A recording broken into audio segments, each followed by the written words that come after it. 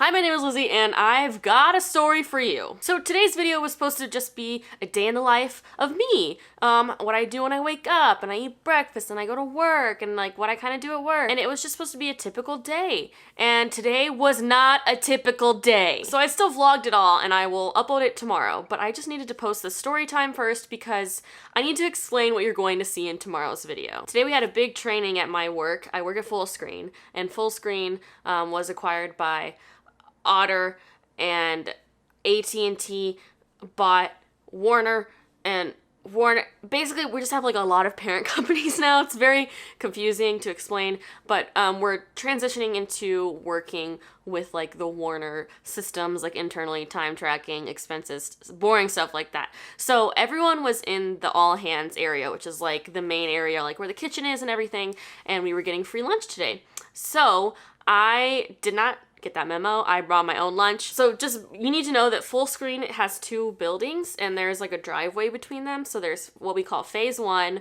which is where we started, and then phase 2, which is where we expanded to. I work in phase 2 and there's a driveway that separates them, and I sit like right on a window that is like right by the driveway, and I can see the other building.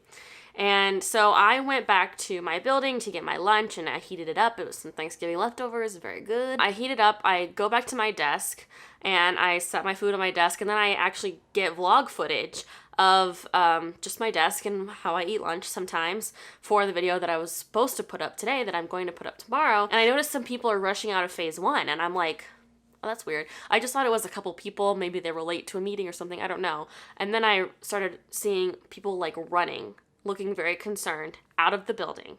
And of course, in today's society, in this country, the first thing I think is there's an active shooter at my work. And so I start freaking out, and I kind of just like, I don't know what to do. So I stopped recording as soon as I saw people come out of the building. But then I was like, should I keep recording? Like, do I vlog this? Do I get away from the window? Probably. Do I hide? I don't know where to go or what to do. So I'm kind of looking at everyone whose desks are around me, and I'm like, what do we do? Like, should we go somewhere? And as soon as I see all these people running out of the building, I hear a cop siren, and I see a cop car come pulling in our driveway.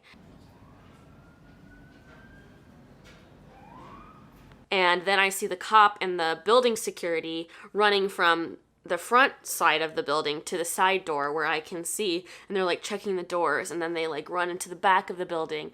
And I mean, I'm seeing people running out of a building, I'm seeing cops running towards the building, and I'm thinking, well, all of our rooms are made of glass. All of the offices have glass doors, walls, and windows. And so some of my coworkers and I decide that we want to go sit in an editing bay, which is where like editors sit. They're dark rooms, and the doors have like frosted glass, so you can't see through them, and they lock from the inside. So like 10 of us piled into one of those rooms and just like closed the door. We were all on Slack, which is like what our company uses to like instant message with each other. And we have a group just called LA. So it's everyone who works in the LA office, and everyone's saying, what do we do? Where do we go? What's happening? One of the higher ups in the company comes on to say, stay where you are. Like, don't go outside. Don't go out of any area that needs a key card for access, because you need a key card to access most parts of the building. And they just said to stay behind doors that have that, basically, not to go outside, don't go in the elevator, don't go in the stairwell or anything like that. So we are just sitting in the edit bay. Some people have apps that show you local crime, like Citizen, and I think Nextdoor is one. And you can also listen to police dispatch in the area. So some people were doing that. All the while I had people slacking me, people texting me. I'm like slacking my team members to make ssure they're okay. Eventually someone figures out that there is a Grand Theft Auto crime doer. What do they call? Criminal. There's a Grand Theft Auto criminal like on the loose, like running from the cops, basically. Like he stole a car or multiple cars or whatever, but he was running from the cops, and he just ran into our building to escape them. So that's what the situation was. We didn't know if he was armed or not. But one thing that we did know was his description. White man, mustache, has a Yorkie. Yeah, a Yorkie dog. He was carrying a Yorkie dog. And so once we learned that he had a Yorkie, it kind of got funny and like less scary. Still scary because he could also have a Yorkie and a gun, but we didn't know, and it wasn't an active shooter or anything. So all those like fears and paranoia kind of started to melt away at that point. it was still scary. We didn't know where he was. So it was just kind of like a confusion, like what's going on? Do we still need to stay in here? Are we okay? Eventually I was talking to some of my team members and they were like, okay, well, we got evacuated out of the all hands area to where the hammocks are. And so we have like hammocks outside. Yeah, because we're a startup company, you know, but not really anymore. Anyways, we're a cool millennial company and we have hammocks outside that aren't that far away from the building.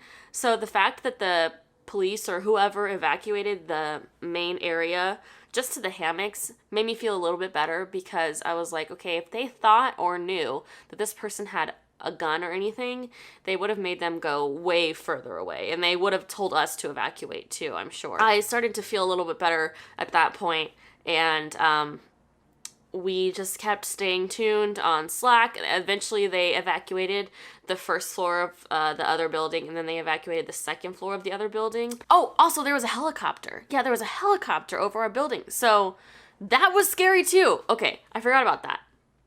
See, I'm already suppressing this memory. Eventually, he was finally caught, and we all took a big sigh of relief.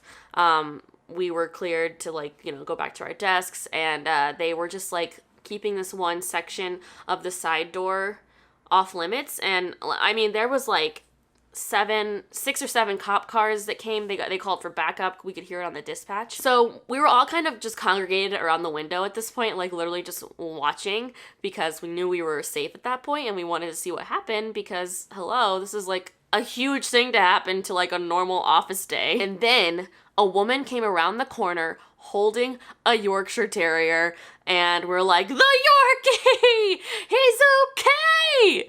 It's still unclear to me. I have little to no like actual details of the crimes that were committed, about the story of how he got into our building, because I don't know the person's name. I don't know how to look them up.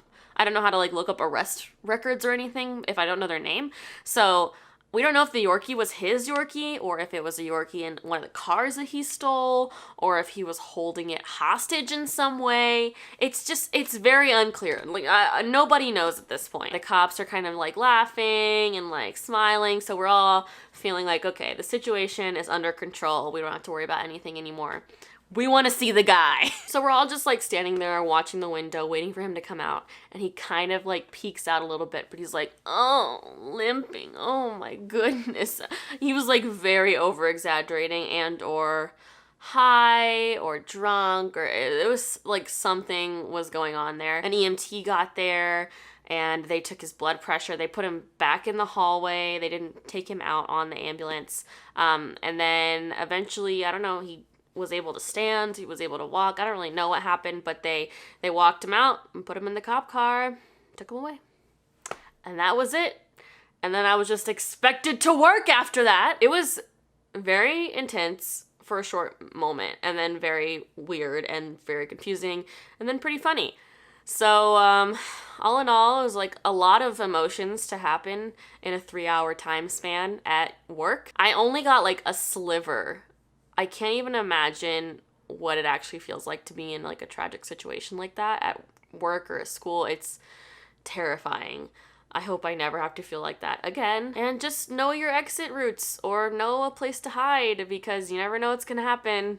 It was, oh my gosh. It was crazy, and I couldn't just like put up a day in the life video without fully explaining everything that happened today. So tomorrow you will see the before and the after of the incident. But anyways, I think that's the entire story.